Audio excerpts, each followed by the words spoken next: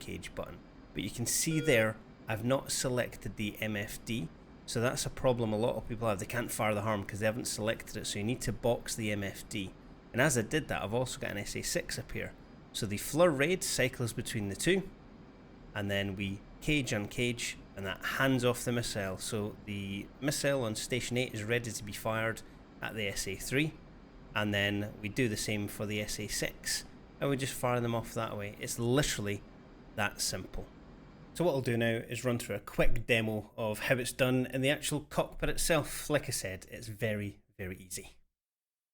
So first things, let's set up our countermeasures. So we'll go to the EW page, make sure our RWR is on and our countermeasures are armed to what we want them. So we're going to select manual, and we're going to select arm. Now I don't want to drop chaff and flare at repeating it 10 times in an interval of a second. That's too much.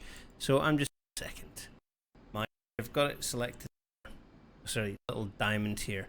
Now if I press uncage, it hands off onto the SA6. That's the only threat that I have at the moment, so I'm just going to leave it there, and I'm going to climb with a bit of altitude, and then we're going to launch our harm at him.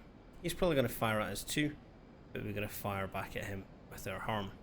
It's a good idea to get some height when you're firing the harm. I normally sit about 30,000 feet at about 400 knots. That's going to give you a range of about 50 nautical miles. Again, if I go to self-protection, automatically going to box him and target him, but I'm going to leave on TOO, and if there is an SA out there, and then I could choose which one I wanted to destroy by cycling through with my raid flare button. Okay, so the SA6 is locking us up now. We can tell from that lovely tone. We can see there, we've now got that line above the 6 in the box. That says it's locked us. So he's getting ready to fire at us.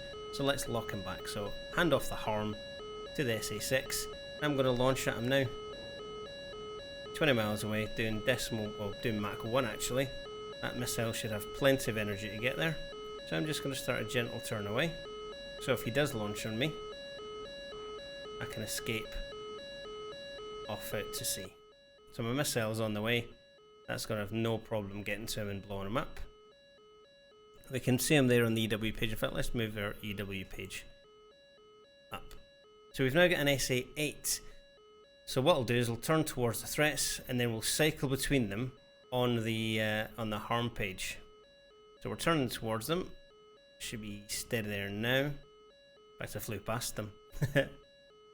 So if we look at this harm page on the left, we can see the SA8 there. Nothing on the SA6, so I'm cycling between the two with the raid flare, and then I'm launching. I've been launched at by the SA6. I'm launching at the